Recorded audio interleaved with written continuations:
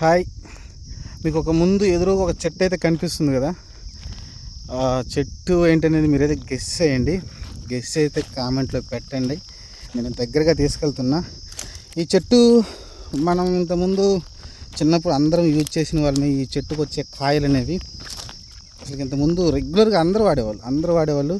కాకపోతే ఇప్పుడు చాలా తక్కువ అయిపోయింది. ఈ చెట్టును ఉపయోగించుకొనే చాలా బిజినెస్ అయితే చేస్తూ ఉంటారు. ఒకసారి దగ్గరికి వెళ్ళినాకైతే మీకే చూపిస్తా. నా చిన్నప్పుడు అంతకుముందు ఇంకా మా నాన్నలో చిన్నప్పటి నుంచి కూడా ఈ చెట్టు అయితే ఉంది.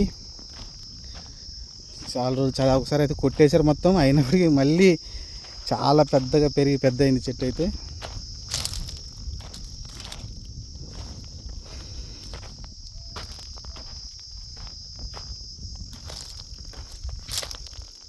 చూడొచ్చు.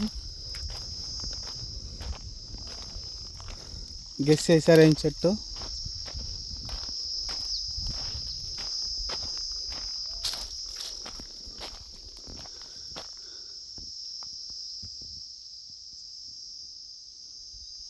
చాలా పెద్ద చెట్టు. ఇది వచ్చేసి కుంకుడుకాయల చెట్టు అండి. మనం నా చిన్నప్పుడు వీటిని మనం షాంపూగా అయితే యూజ్ చేసేవాళ్ళం. కుంకుడుకాయలు అయితే కొంతమంది పొడిగా కొట్టుకొని పొడి యూజ్ చేసేవాళ్ళు. లేదంటే ఎండు కాయలు మామూలు పచ్చికాయలు కోసి ఎండబెట్టుకొని వాటిని కొంచెం పగలగొట్టేసి నీళ్ళలో వేస్తే మంచి బురుగు వచ్చేది. అదే మనం వాడేవాళ్ళం. ఇప్పుడు ఏదైతే కెమికల్ షాంపూలు వచ్చినాయో జుట్లు ఊడిపోతున్నాయి, ఒత్తు జుట్టు లేదు, అందరికీ బట్టతలలు అయితే వస్తున్నాయి. ఈ కుంకుడుకాయలు వాడినంతకాలం అందరి జుట్లు బాగానే ఉన్నాయి. అది మరి పరిస్థితి. మీరు కూడా ఈ కుంకుడుకాయలు వాడి ఉంటే కామెంట్ అయితే పెట్టండి. చూస్తున్నారు కదా, ఇక్కడ ఒక తొర్ర ఉంటుంది దీనికి. ఇక్కడ చూడండి, పాములు ఉంటాయి దీంట్లో. చూడండి, చాలా ఓల్డ్ చెట్టు అండి ఇది. చాలా అంటే చాలా ఓల్డ్.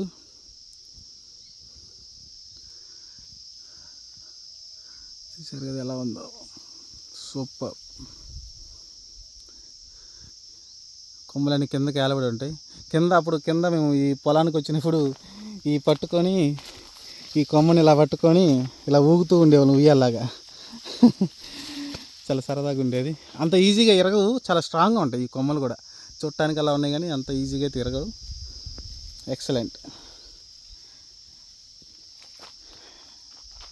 వీడియో నచ్చితే లైక్ అండ్ షేర్ చేయండి, అలానే సబ్స్క్రైబ్ చేసుకోండి. Thank you so much.